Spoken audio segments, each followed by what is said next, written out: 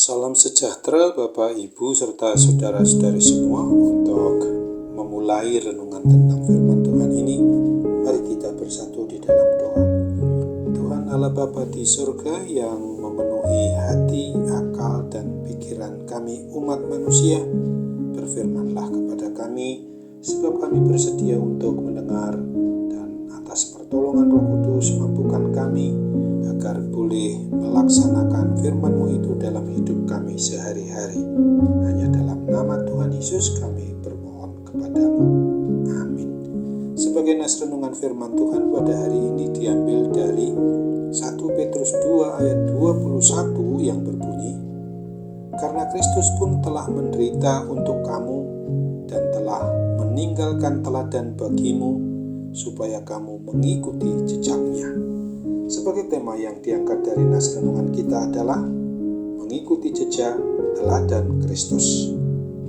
Sesungguhnya hidup kita sebagai pribadi, apalagi diri kita sebagai orang tua, sudah selayaknya kita ini harus mengedepankan peran diri kita bagaikan guru, yaitu yang bisa digugu dan ditiru atau sebagai figur yang harus dapat dicontoh dan diteladani siapapun dalam lingkungan terdekat di mana saja kita berada.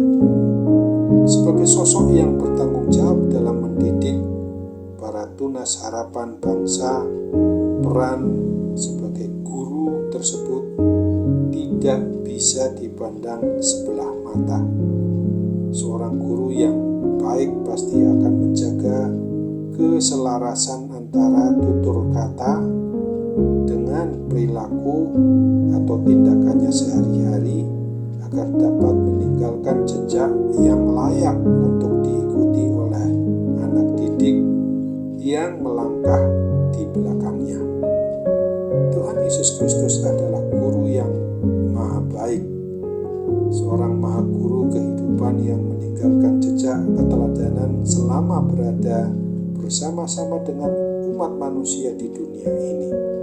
Dia tidak sekedar mengajarkan, tetapi juga mengajak orang untuk taat dan setia hanya kepada Tuhan Allah Bapa di surga, tetapi juga mengamalkan, memperlakukan ajarannya itu yang ditunjukkan lewat ketaatan kesetiaan sampai mati di atas kayu salib di Bukit Golgota sekali untuk selama-lamanya tanpa berbuat dosa.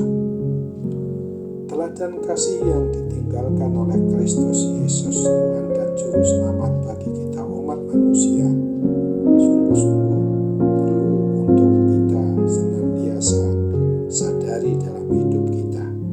Salib adalah teladan kehidupan yang mempertegas tentang integritas sang guru yang sangat setia dan taat dalam perkataan dan perbuatannya, keselarasan yang menunjukkan kasih dalam wujud yang paling sempurna, kesempurnaan yang bertitik tolak dari keputusan Tuhan Yesus sendiri untuk memikul dosa kita umat manusia di dalam tubuhnya di kayu salib itu. Langkah ketaatan yang meninggalkan jejak kasih bagi kita yang menjadi para pengikut maupun yang mau beriman percaya kepadanya. Sebagai pribadi yang juga merasakan perjalanan kita ini harus mengikuti apa yang telah dicontoh teladankan Tuhan Yesus, karena Dia telah menampilkan keunggulan dirinya sebagai guru yang agung, teladan hidup yang akan menuntun jejak langkah kita orang-orang yang mau mengikuti jalan dan kebenaran dan hidup bersama dengan Dia di belakangnya. Jejak yang berpotensi untuk membawa kita serupa dengan Kristus.